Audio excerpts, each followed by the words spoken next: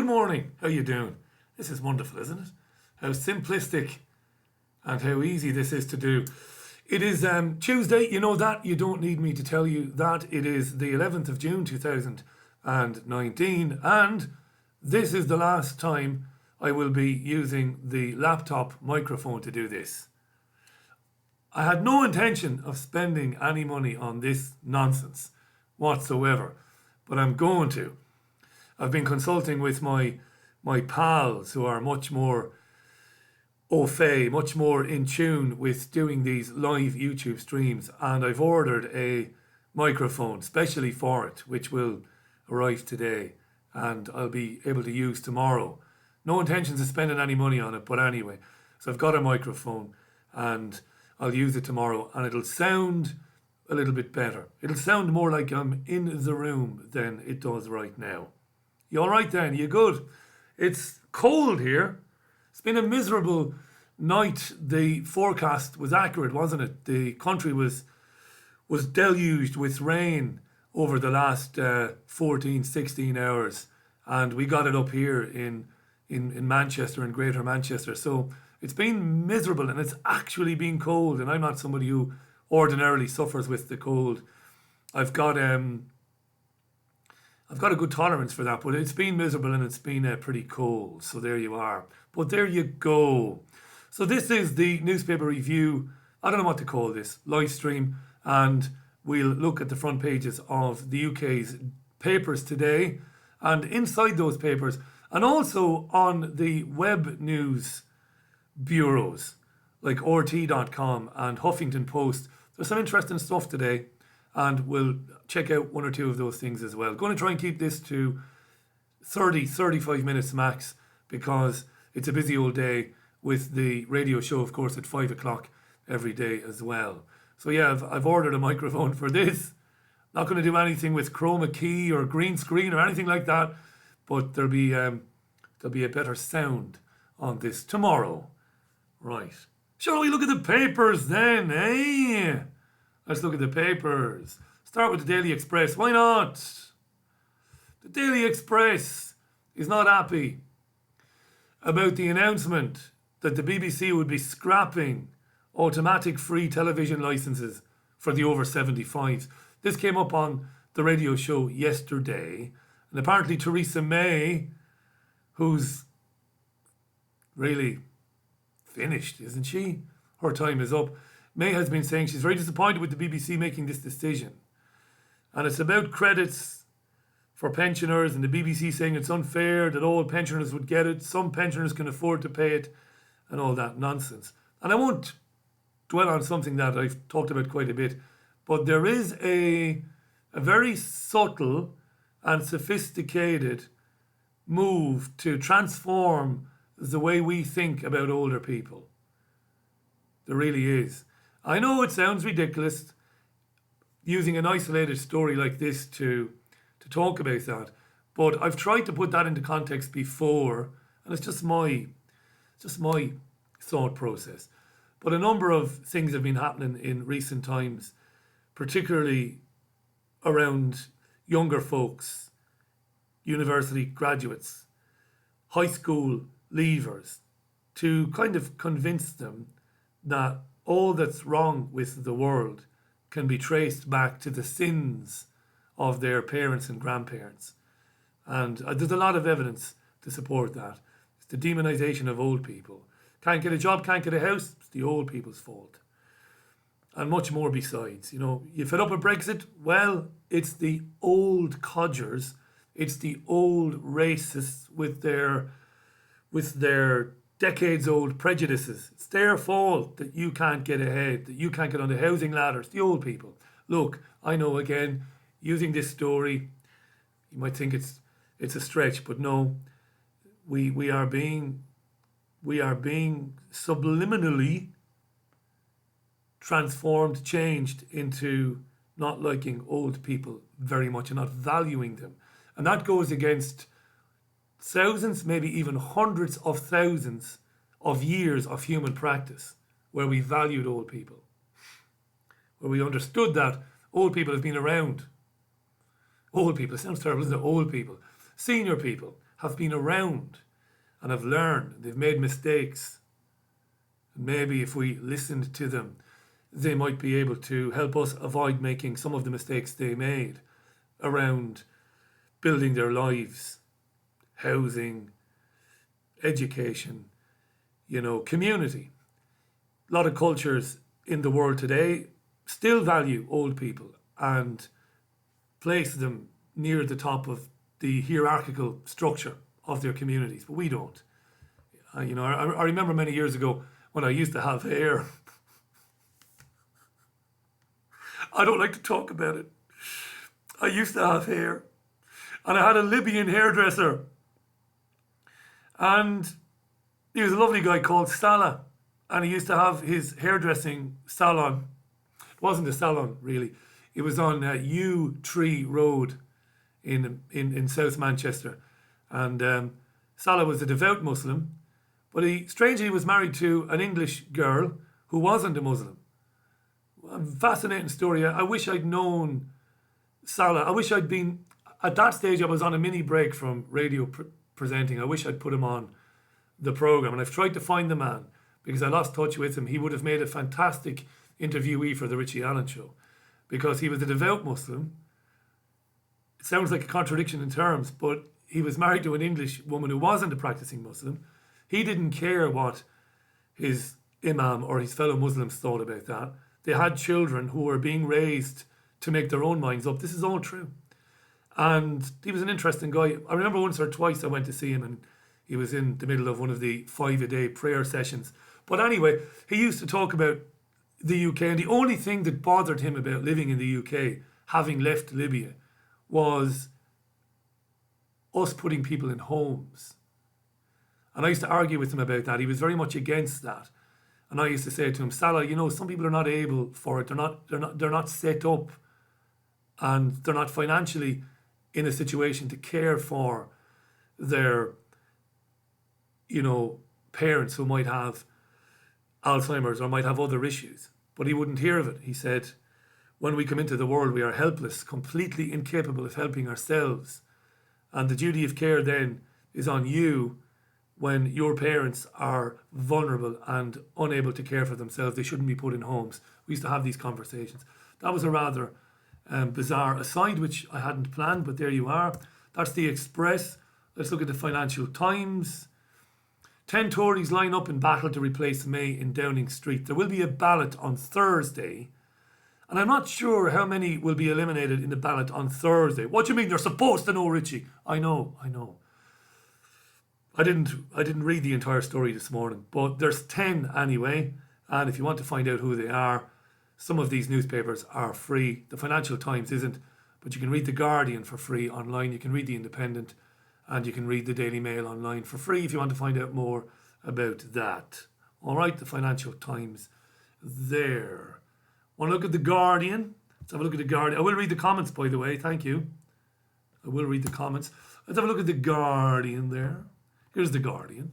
I can still win. Michael Gove comes out fighting in bid for number 10. Also on the front page of The Guardian, as you can see, because you've got your own eyes, is a story about the TV licence for over 75s being scrapped by the BBC. Not scrapped entirely, but you were guaranteed one, whatever your circumstances were. It'll be means tested now based on your pension credits and all the rest of it. All right? That's on The Guardian there. The old Guardian, huh? Let's have a look at the iPaper. The iPaper. Again, here you are. BBC Access free TV licences for millions of pensioners. There's also stories there about Hunt versus Johnson. Some of the political editors, that's right, the political editors for the broadsheets are predicting that when it comes down to 2 in the Tory leadership contest, it will be Johnson, and it will. That's by the way, Boris Johnson, the former Foreign Secretary, and Jeremy Hunt, the current Foreign Secretary. In fact, Hunt replaced Johnson, didn't he? So there you are. And there's also an article there about Gwyneth Paltrow, who is as mad as a box of frogs. But there you are. Pot calling the kettle black there, maybe. What's on the Daily Mail? As you can see, common theme running through the front pages of the newspapers today. The backlash over BBC betrayal of the elderly, millions of over 75s to be stripped of free TV licence. And pensioners, say the Daily Mail, risk being turned into criminals there. Well, as I said a couple of minutes ago, I believe it's far more sinister than turning pensioners into criminals myself. Daniel Craig there, The Curse of 007. Apparently health and safety has ground production on the new James Bond film to a halt. Is that right? I don't follow the entertainment stories, but anyway, yeah. Isn't Justin Bieber calling out Tom Cruise? That seems to be getting a lot of coverage as well in the last couple of days. I've noticed this. Justin Bieber, who's a singer, is calling out Tom Cruise, the actor. Actually, Tom Cruise is a very good actor. And wants to fight him in the octagon. Yeah. All right. I think Caroline, the future Mrs. Allen, would probably beat Justin Bieber. But there you are. Let's have a look at the Metro. Gove goads Boris in the Metro. Yeah, this is alluding to a comment that Michael Gove made in his own launch yesterday. A comment that appeared to be referencing the sexual dalliances and the extracurricular activities of Boris Johnson. Yeah, but that's what happens. You see, these people, when it comes to campaigning for office, these people reveal themselves to be who they really are. They don't campaign on the issues because the issues don't matter. Politics doesn't matter. Elections don't matter. We don't live in a democracy. So they don't campaign on the issues. They don't play the ball, they play the man. And Johnson is just as guilty. So Gove is having a pop at Johnson and his alleged fondness for the ladies. There you go. That's in the Metro today. It's in the Metro. What's on the front page of the Daily Mirror? Again, it's the licence fees. So the press really as a whole today is coming out to bat for our senior friends, our elders. We don't see them as elders, do we? We see them as an inconvenience now, older people, as I said a few minutes ago. But we should see them as elders, the carriers of experience and knowledge. But we don't. And I'm not virtue signalling here because I don't think I've got a particularly...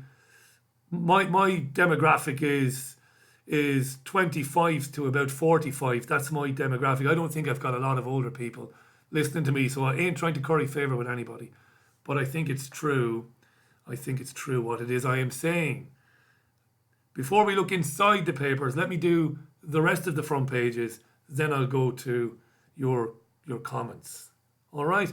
And the stream is holding up. My download speeds have gone to nothing. So yesterday, I did a 90-minute radio show, and I had one email from somebody whom I like a lot, who said, "You lazy bastard, where were the guests?" I'm a bit worried about the guests because my download speeds are nothing at the moment. They are nothing because of this move to this new house, and I've had a couple of Skype calls with friends, and they're not working out. So I'm a bit worried about guests on the programme. Now, I do plan to have a guest at least on today's programme, but we'll see how it goes. So it's a real mess. The upload speed is holding solid at about 5. It should be 30 meg upload speed. I'm paying a lot of money for a dedicated line, and it's not working. Anyway, at some stage, I'm one of these guys, when everything goes wrong, I just sit there and smile and just go with it. And I go into a kind of a Zen mode. And I pretend that I'm a really cool and chilled out guy, and I convince myself of this, that I'm doing really well with all the upheaval and all the madness. But then there will be an inevitable explosion. And it will be today or tomorrow or the day after when I will just go bananas in an empty room and start screaming. And a proper Basil Fawlty freak out. That'll be me in a couple of days' time. Will you see me next week? The entire ground floor of the house is being relayed next week. Asphalt on top of magnesite. Then screeding. Then a floor placed on top of that next week. I can't wait. We knew this when we moved. We knew. That's the thing. We knew what we were going to have to do. And we said at the time, well, we know we have to do it. We'll just do it. We'll be fine. We'll be chilled.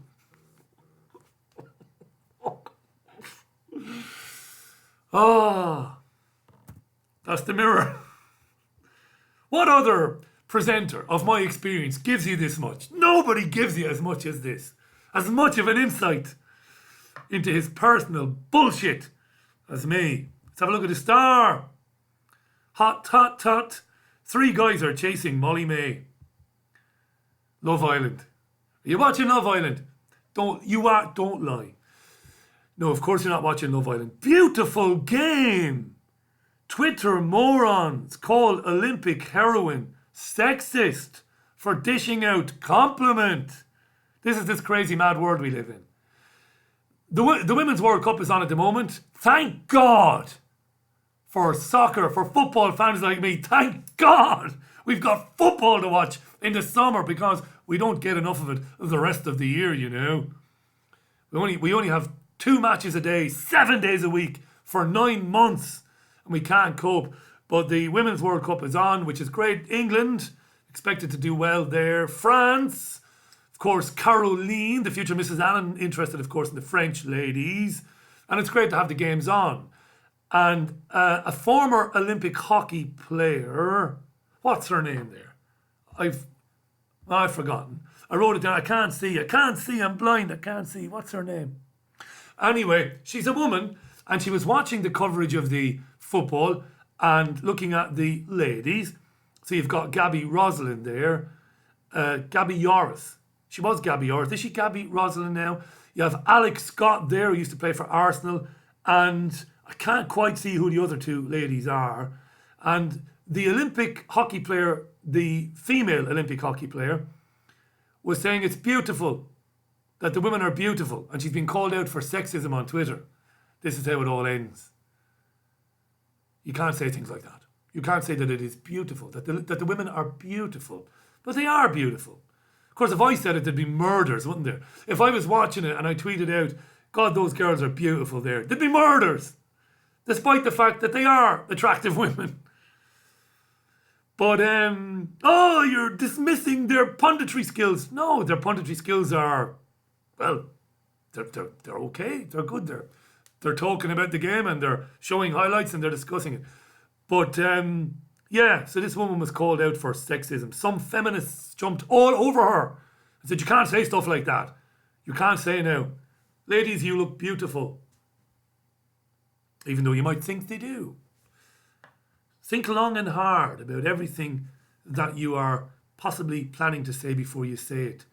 And if it is likely to offend progressive lunatics on Twitter, don't say it. Censor yourself at all times. Interesting little story there on the front page of the Star. Right, the Sun, never buy this rag. Now Gove tries crack. That's the pun.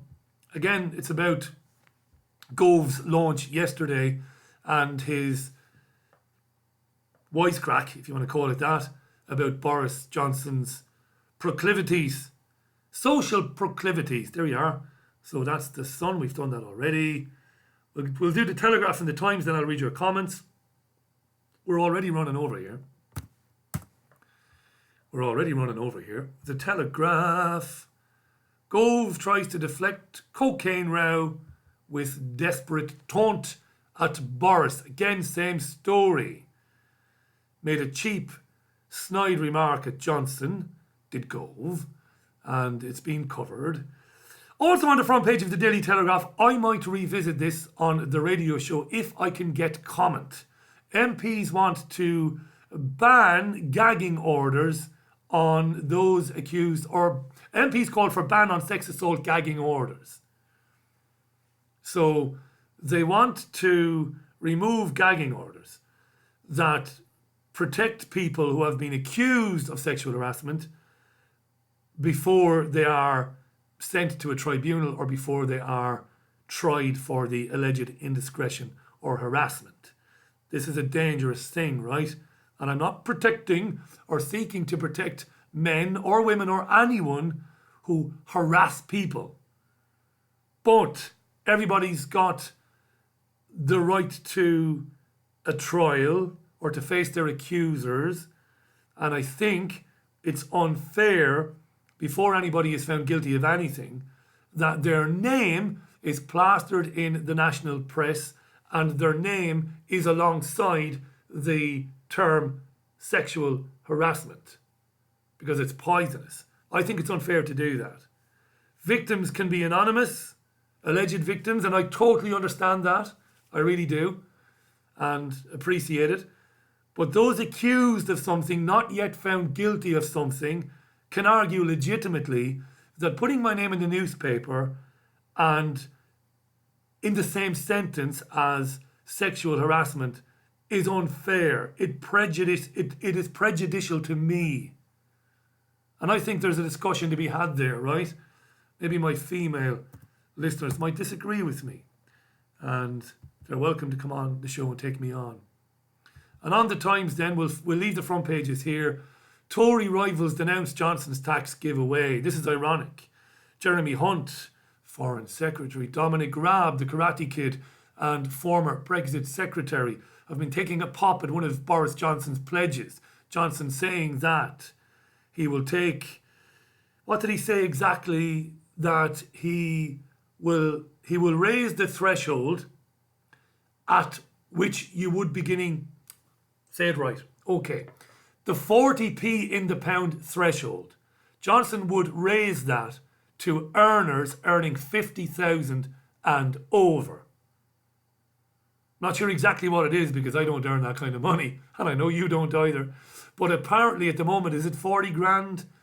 Is it 40 grand? So if the 40p in the pound starts at 40 grand, I think. Again, I'm sorry for not having the exact figure. I ordinarily would. But Johnson is saying, I will raise that and make it easier on people.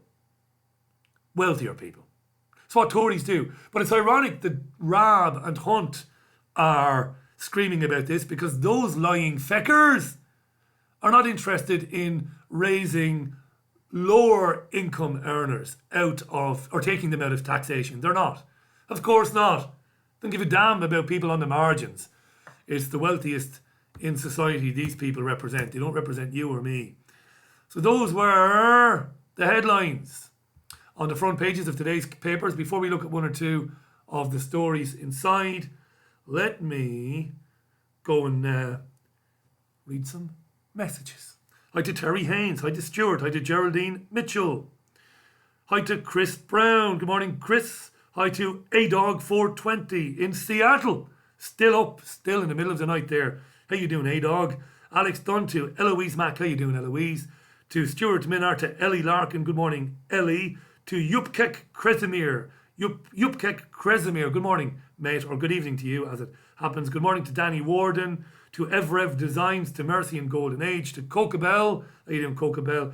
To Orandes. To Bonneville, who's evening time. To John and Sarah Stott. Good morning, John and Sarah. Sugspiracy, Daniel Coyne. Ian Hilpus, Patrick, Jason Williamson, Otto Lund, Megatree Rat, Ian Hilpus, Janie Brooks, Jason, whom I mentioned, Jennifer Garcia. How you doing, Jennifer? Jared Bolton, Charlie Silverman, Jason Hurley, Patricia Braunschweiler, my pal in Zurich. How you doing, Patricia? Good morning to Dean Smith, to Rosario, Lara. How you doing, Rosario? To Dirk, to Guy Master Flex. Wow. So many of them. Cocabelle says, there's no way on earth any government will want to give up a state broadcaster. Ain't going to happen. Fact. I would agree with that. Hi to Olivia Cairo, who's listening in British Columbia, Canada. How you doing, Olivia? I've listened for years, Richie, and I appreciate when I can catch a live broadcast. Lovely to meet you, Olivia. Thanks so much for your lovely message. Albert Neville, how you doing? Albert, so many people have cancelled their licences. The BBC are chasing the over 75s. Yes, mate. That's also part of it. Yes. Good morning, Charlotte Binns in Burnley. Morning, kid. Rubbish at accents. What was that? But anyway, yeah. Who else? Hi to Norfolk Iceni. Did they say how many people are not paying it now in terms of the licence? No, they didn't. Charlie Silverman, Theresa Smuts. My dear mother used to stand at the door with the TV blaring, telling the TV inspectors that she didn't have a television. There was nothing they could do. Hysterical. You've got to love the Cornish, says Theresa. Thank you, Theresa. Brilliant that, yeah. Ruth Cormack says, can someone please invent a BBC free television with all the other channels? Good stuff. Hi to Samantha Jordan. How you doing, Samantha? And everybody else. Wow. William Gibson as well. To Shan Reha, good day all. Good day, good day. To Joss Sandman. How you doing, Joss? Who retracted his message. Don't retract your message, Joss. Put it back up there, mate. Right. Venus Rising as well, Mark D. Wow. There's lots, isn't there? There's lots. And lots and lots and lots and lots. I don't want to miss anybody. Sean Mack, how you doing, Sean? Joe Public, how you doing, Joe? PC on the PC, says Joe. Thanks, mate. And Patricia says, people who have time to complain about someone calling those women beautiful need to get a life. Yes, but it was a woman. It's a hockey playing female gold medalist. Wow. And what's wrong with saying they're beautiful? How is that demeaning what they're actually doing? Wow.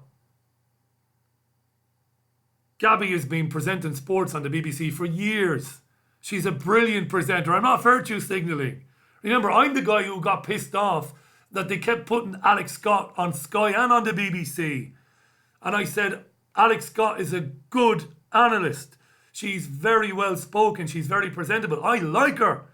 But the BBC and Sky were killing themselves to put her on live football programmes because they were virtue signalling. It was overkill, right? We've got to have women, we've got to have women, we've got to have women presenting the football. And it became overkill. Yes, have women.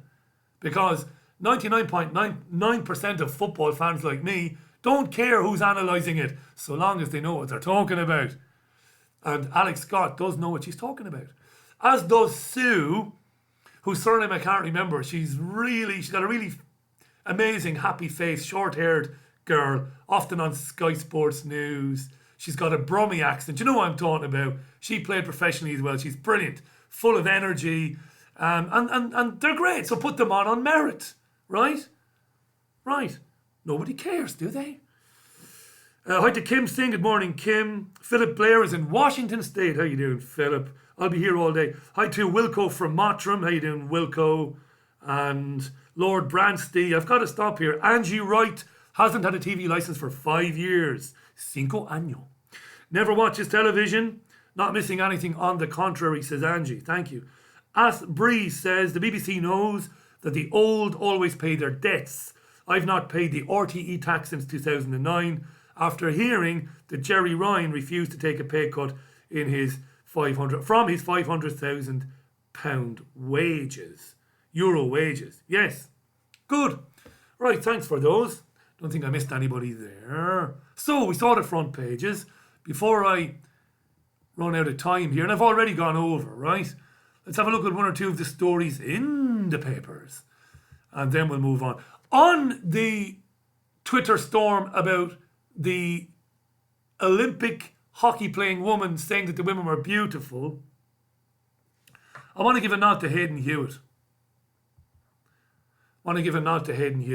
Hayden was watching with great interest the Twitter storm over the weekend surrounding me and this programme. I'm not going to get into it because I have done quite a bit in the last couple of days. And I think he was interested in how he was being compelled by people to disown my radio programme and to distance himself from me, to move away from me, and all of that. And a brilliant tweet from him this morning was, and it's had a lot more likes and retweets since, you must think how I think, you must love what I love, you must hate what I hate, you must agree, you will do this completely, utterly, without question, modern debate. I can't add anything to that, so I'm going to leave it, because that sums it up. That nails the current paradigm. Okay? Okay. Which one is it, Richie? Okay. Have a look at this. In the Huffington... No, it's in RT. This goes to what Hayden was saying. Caving into groupthink. Journalist flip-flops on best book on US imperialism by Max Blumenthal.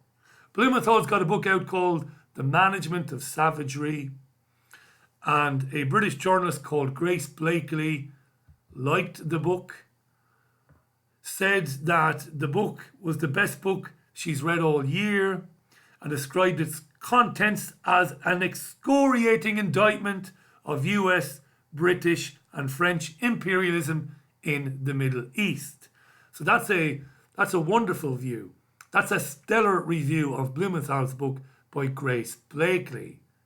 But oh dear, you can't think that, Grace, because Max has moved away from the herd in terms of how he sees what has happened in Syria.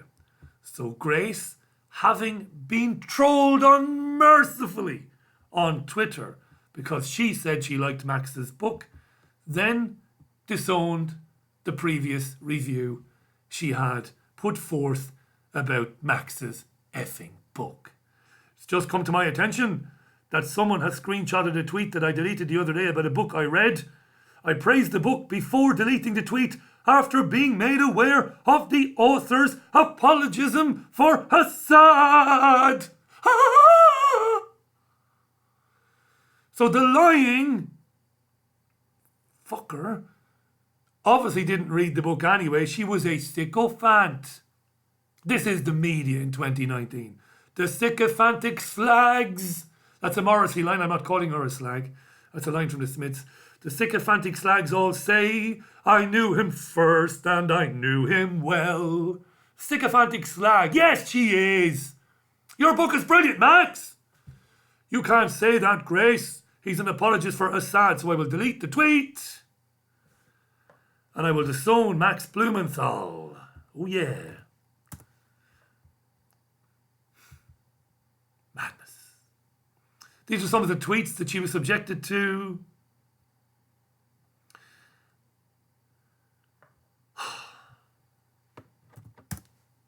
I'll just leave that one right there.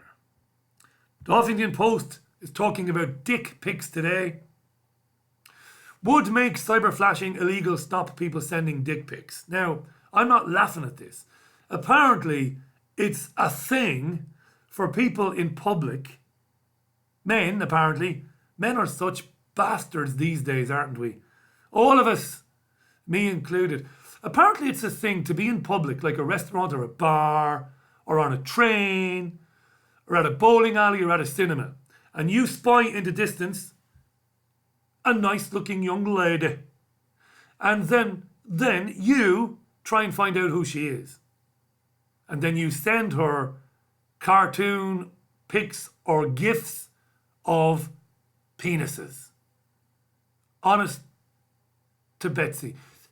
When I saw this in the Huffington Post this morning, I thought it was a gag. But it isn't a gag. This is a real thing. And there are a number of women on the... You can read this, of course, by going to HuffPost. Read it. You'll see it here. Cyber flashing. Is this a real thing? Apparently it is. HuffPost dick pics. There's more on that, actually. And they say they've heard from 70 women across the UK who've been cyber flashed. But they haven't reported it. And they want it to be made illegal. I would have thought that it's pretty easy to prevent somebody from sending you a message through WhatsApp or Facebook Messenger by setting your settings to make it virtually impossible for anybody other than pre-approved people to contact you. Do you get what I'm saying? That you set your settings to prevent anonymous people whom you're not connected to sending you such nonsense. But apparently cyber flashing is a thing. Wow. Yep, I'm not making light of it. It's a brave new world, eh? It is a brave new world. This is in The Guardian. The Vatican is getting into the gender wars. They've launched into the debate on gender ideology, publishing an educational document called Male and Female. He created them. He is Lord, he is Lord. He has risen from the dead and he is Lord. Every knee shall bow, every tongue confess. Come on, sing it, that Jesus Christ is Lord. These are the songs we were taught at St. Saviour's National School in Ballybeg in Waterford, Port Loriga in 1979 when I first attended.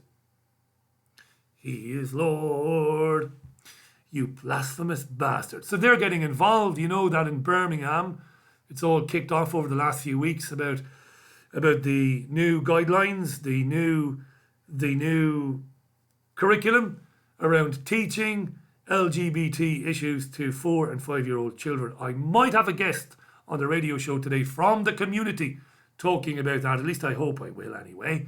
I'll do my best. So the Vatican, the Pope has gotten involved, and you can read all about that on The Guardian if you like, because it is free. The Guardian is free. He is Lord. He is Lord. Amazon robots. Humans will always be needed, says Amazon. Fucking liar. Bullshit. Amazon warehouses will always need human staff, says the man responsible for putting 200,000 robots in these places. Wow. Look at him, look. Ty Brady says we'll always need human beings to put oil on the robots, presumably. I don't know. This is mad stuff, isn't it? He said 50 locations, 200,000 robots, but despite the heavy investment in all of these robots, we'll still need people. We'll still need people to terrorize. One ounce of my body just doesn't see that. You always know a liar, because when you read their direct quotations, this is how they speak. Liars speak like that. Will we get rid of people? Not at all. 1 ounce of my body just doesn't see that. Liar. Liar. It's a symphony of humans and machines working together. You need both, says the Amazon guy. Challenge we have in front of us now is how do we smartly design our machines to extend human capability? Well, one of the ways you can do that is implantable technology, which is all the rage. And lunatics like him, they're advocating that and more. DARPA, Google, Amazon, it's all the same, right?